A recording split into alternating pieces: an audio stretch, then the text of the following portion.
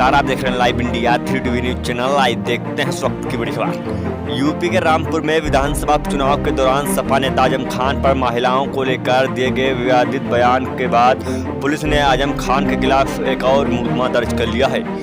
अब सपा नेता आजम खान की पत्नी तंजीम फातिमा अपने पति आजम खान के बचाव में सामने आ गई हैं। तंजीम फातिमा ने कहा कि हमें हमारे परिवार को लगातार निशाना बनाया जा रहा है।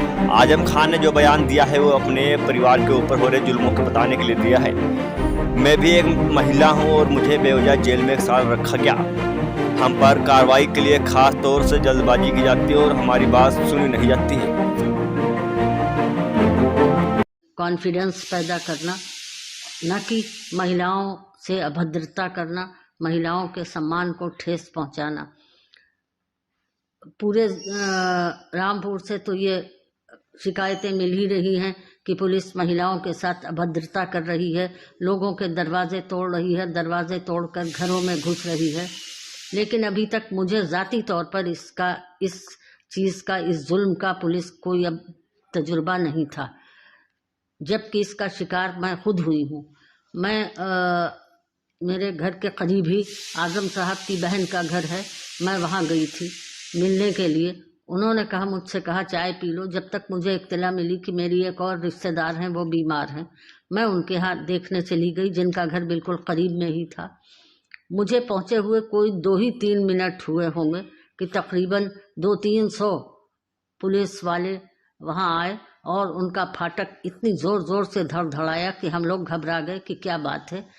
उनकी जो बेटी थी वो गई देखने, तो उसने दरवाजे नहीं खोले। उसके बाद पुलिस वालों ने पूरे दरवाजे तोड़ दिए, यानी कि लोहे का फाटक कब तक कि उसे ठोकरें मारी होंगी, कैसे तोड़ा होगा ये तो मैं नहीं जानती। और वो अंदर आ गए। अंदर आने के बाद उन्होंने जो महिलाएं वहाँ बैठी थी, जो बीमार महिला थी, उनकी बेटी, बहू, यहाँ तक कि मैं भी थी उसमें, मैं अंदर कमरे में बैठी हुई थी, बहुत अभद्रता की। और उसके बाद मुझसे कहा कि आगे इंस्पेक्टर साहब से बात कीजिए। तो मैंने जब इंस्पेक्टर साहब से बात की तो मैंने उनसे बहुत ही शालीनता से पूछा, आप कैसे आए हैं? उन्होंने मुझसे बेहद अभद्र भाषा में जवाब दिया कि अब आप मुझसे ये पूछेंगी कि मैं क्यों आया हूँ। मैंने कहा जाहिर है आपने दरवाज़ा तोड़ा है, आप अंदर घुसकर आए हैं। और मेरे ख्याल से वो शायद इंस्पेक्टर गंज थे। तो उन्होंने कहा कि हाँ मैं आया हूँ यहाँ, मुझे इत्तला मिली है कि यहाँ कोई मीटिंग हो रही है। तो मैंने कहा यहाँ मीटिंग कैसे हो सकती है, हम लोग कुल 4 लोग हैं, एक ये बीमार महिला जो कि पलंग पर पड़ी हुई है और 3 उनकी बेटी है, उनकी बहू है, मैं हूँ, तो हम 3 लोग मीटिंग कैसे कर सकते हैं। तो जितनी अभद्रता उनसे हो सकती है उन्होंने की। और फिर मुझसे ये कहा गया कि आप जाइए अपने घर में बैठिए, इधर उधर मत घूमिए, रोड्स पे मत घूमती नजर आइए और 5 तारीख तक अपने घर में रहिए। मुझे ये चेतावनी दी गई। तो क्या ये अभद्रता नहीं है पुलिस के द्वारा की गई? और मैंने इसकी शिकायत अपने घर आने के बाद एसपी रामपुर से की। मौखिक रूप से उन्होंने मुझे ये आश्वासन दिया था कि मैं देखता हूँ। और मेरा उनसे अब भी ये अनुरोध है कि अगर वो उस इंस्पेक्टर को दोषी पाते हैं तो उनके विरुद्ध मेरी तरफ से FIR लिखी जाए।